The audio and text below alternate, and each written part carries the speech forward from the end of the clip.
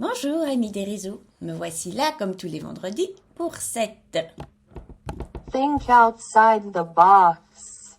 d'aujourd'hui pour vous parler de la zone de confort.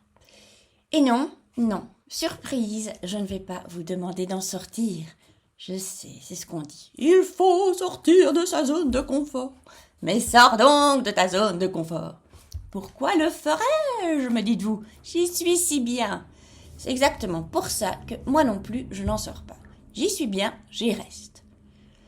Oui, mais comme j'aimerais bien être super créatif, ça me pose un problème.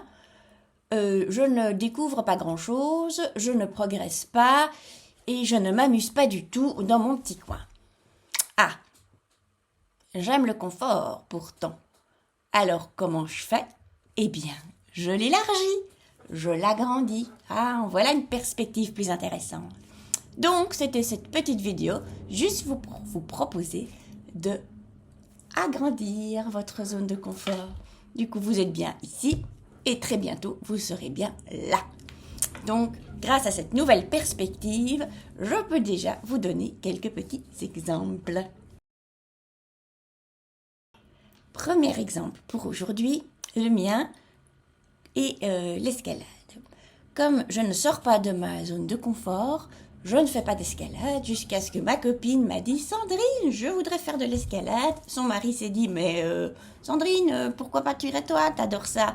Comment il sait? Il l'a vu, mes yeux pétillaient. « Oui, mais je dois aller dans un groupe avec des gens que je ne connais pas. Je suis mal à l'aise dans ce genre de groupe. C'est le soir je suis fatiguée. J'ai peur d'avoir mal. » Enfin bref, je vous raconte pas comme je déteste ce genre d'idées et de perspectives, même si j'ai envie de faire de l'escalade. Heureusement, il y avait la copine. Du coup, j'y suis allée. Maintenant, elle est là arrêtée parce qu'elle est fatiguée, qu'elle n'aime pas les groupes, enfin bref. Mais moi, hey, j'y suis toujours. Alors, maintenant, j'y vais même avec mon grand garçon. Super top. J'ai pris un abonnement, j'ai acheté du matériel. Et vous savez quoi? Je commence à être à l'aise sur la paroi. Je m'amuse bien, quoi. Même si c'est un peu fatigant. Deuxième exemple, ce n'en est pas un vrai parce que c'est difficile de trouver des exemples extérieurs de gens qui vous racontent ce qu'ils font dans hors de leur zone de confort, comment ils l'agrandissent, l'élargissent et mettent des coussins partout très loin. Non.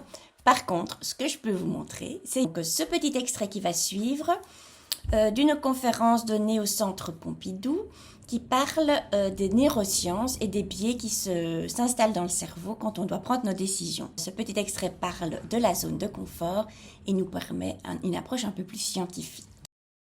C'est nos habitudes. On a tendance à vouloir conserver nos habitudes. On peut schématiser nos habitudes par une sorte de figure à trois cercles. On a notre zone de confort, ce qu'on sait faire. Notre zone d'exposition, c'est où on est un peu sous tension, mais ça passe encore. Et si je vais trop loin de ma zone de confort, on est en zone de panique. Si je reste assez de temps dans ma zone d'exposition, ma zone de confort grandit. Et si je vais un peu trop vite ou je reste trop longtemps dans ma zone de confort, tout se rétrécit. Et le but, c'est que si je veux essayer d'apprendre, c'est de rester autant que possible dans ma zone d'exposition. Parce que quand je suis dans ma zone de confort, c'est un peu facile et donc j'apprends rien. Et si je vais trop vite, ça se passe pas. Souvent ça se passe mal ou j'abandonne. Par exemple, souvent pour les résolutions de la nouvelle année, il y a des personnes, je sais pas, je vais jamais à la salle de sport, je prends un abonnement Club Med, je me dis je vais y aller 3 fois par semaine. Je suis là et je vais aller genre là. Impossible, donc je lâche. Et je suis certain, il faudrait qu'on fasse une expérience un jour, je suis certain que la majorité de l'argent que se font les salles de sport, c'est des gens qui viennent jamais. Au 1er janvier, qui s'inscrivent et qui laissent courir leur abonnement pendant des mois et après qui se disent bon, je vais l'arrêter. Voilà, amis des réseaux, merci d'avoir suivi ce Think Outside the Box et à une prochaine pour une vidéo sur l'audace. Ciao!